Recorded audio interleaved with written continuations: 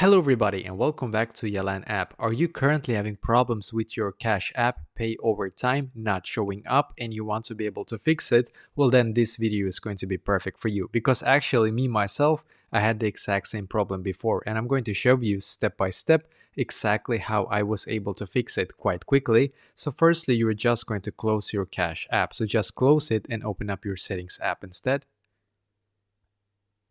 And now as you can see, you should now be taken to this page right here. So on this page, just scroll down and then you're going to click where it says General. So click on General in here. And as you can see, it should now take us to this page, which is perfect. So now on this page, scroll down and click on Storage. And by the way, if you're using an Android, it's going to be the exact same steps. Just find Storage on your settings on your Android and you should be taken to a page similar to this. Now scroll down and find Cash App in here. So we're going to find Cash App and click on it. And in here, you need to click where it says Offload App. And then once again, click on Offload App in here. Just wait a couple of seconds.